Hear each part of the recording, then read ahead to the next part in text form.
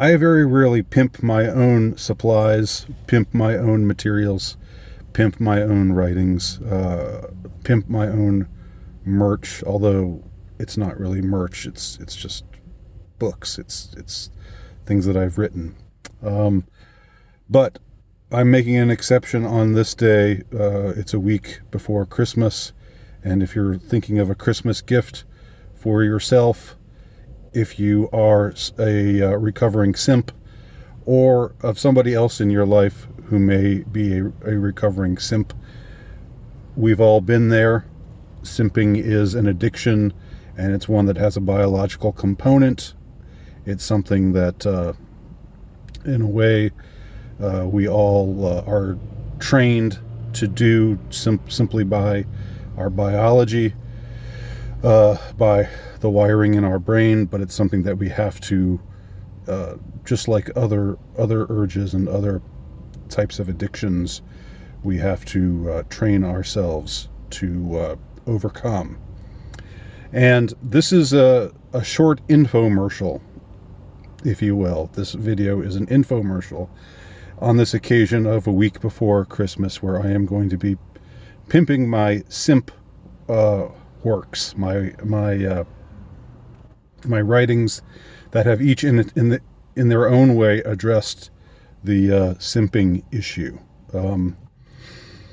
Now, what is the solution to simpery?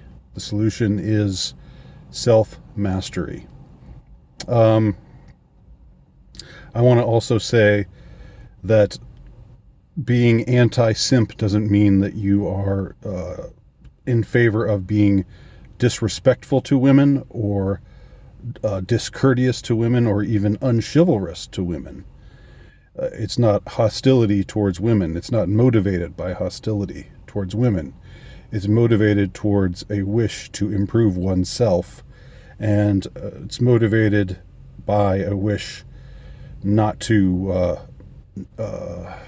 humiliate oneself, not to be dragged by one's own programming, if you will, into this type of humiliating, degrading, emasculating condition known as simping. And some may say there's a fine line between being respectful and courteous to a woman and simping for a woman. I would have to strongly disagree. I think that there's not a fine line. I think when you're simping, when you see another man simping. It's something that it's just something that outwardly manifests itself in a way that you can't help but feel embarrassed, whether for yourself while you're doing it, because you're aware of how you are degrading yourself, or you get a kind of contact embarrassment, the cringe factor if you see another man doing it. And believe me, you would think that in our day and age of the red pill, subculture, and the men's movement, and so forth, you'd think that there would be less simping out there. But I tell you, I am reporting to you live here after having searched through the bowels of Instagram and come across some particular pages there where I was curious to see what the response would be to a woman offering obvious manipulation tactics, who is attractive, who's physically attractive. So I came across these pages, and I'd scroll down and look at how men responded, and the degree of simpery out there it's still out there voluminously, let's just say. The men's movement, the red pill movement, MGTOW, what have you, maybe has made a dent in it, but I don't know. It's still a real problem in our day and age. I think in prior ages, it wasn't as much of a problem because there was a healthier sort of give and take between the sexes and more of an understanding of proper masculinity and proper femininity, whereas today, we're in an age of you go girl, and women being praised to the heavens for doing nothing, for just being female, and men being endlessly berated, and of course all of the changes, all the cultural changes that have happened, which I have talked about and which I talk about in the works that I'm going to be talking about, and which you've all heard of, the conditions which have created this kind of situation. It's a real problem. So what is the solution to simping? Well, again, I would recommend, and I feel comfortable doing this now because I don't often pimp my own wares, but the solution to simping is simple. that just happened. Yes. The solution to simping is simple. Self-mastery, self-control, self-respect.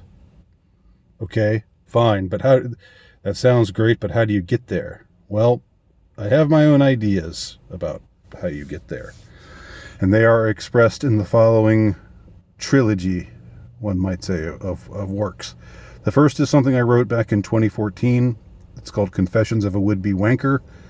It's an autobiographical work, mostly about my adolescent years, my teenage years, and a lot of what I write about there is quite cringeworthy, quite embarrassing to reflect back on.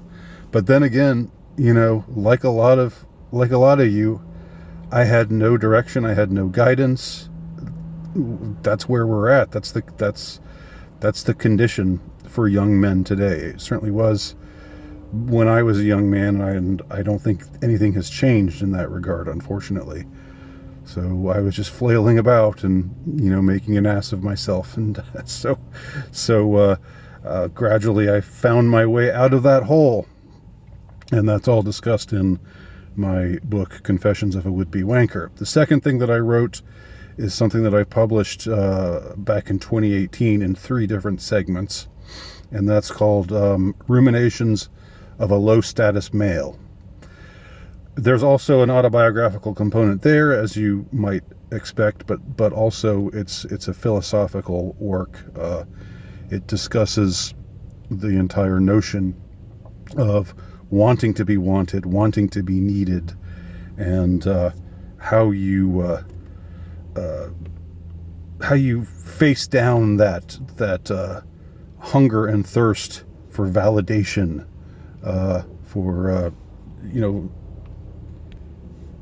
and again, it's the answer to the question. The answer is stoicism. It's easier said than done, way easier. But I have some ideas about how you get there, if we can agree that that is the destination that we want to get to.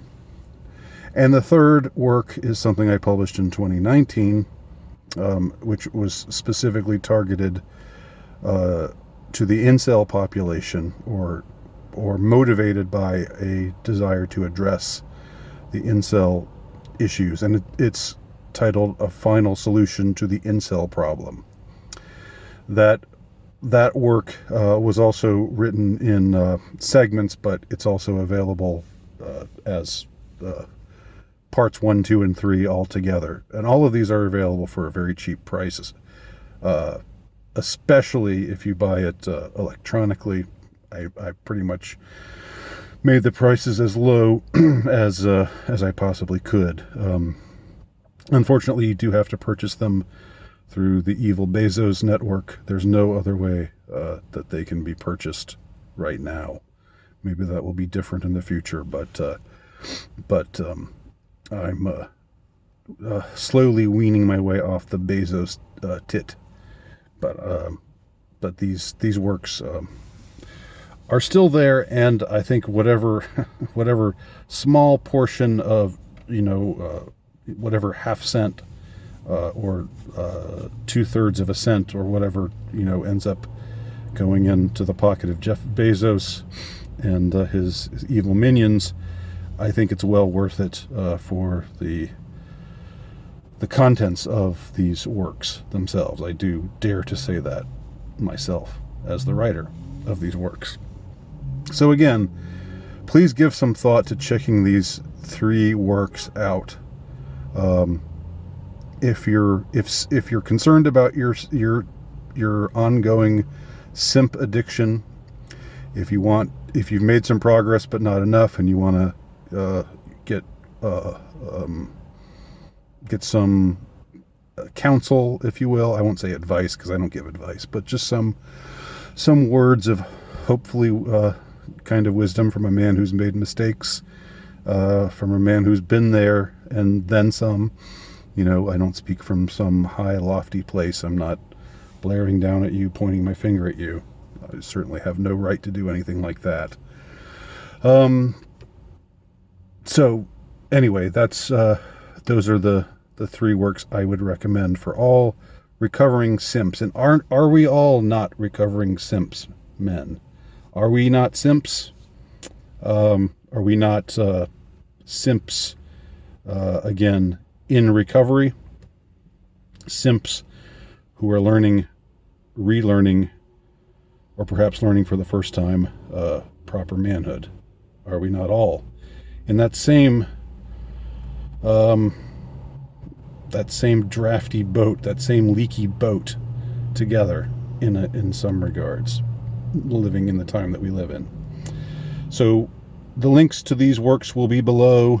Please give them a look, and you can also visit my author page, altrightnovelist.com, for more information about those works and also other things that I've written, including my fiction. Thank you for watching, and I'll talk to y'all simps later on. Major Simp signing off.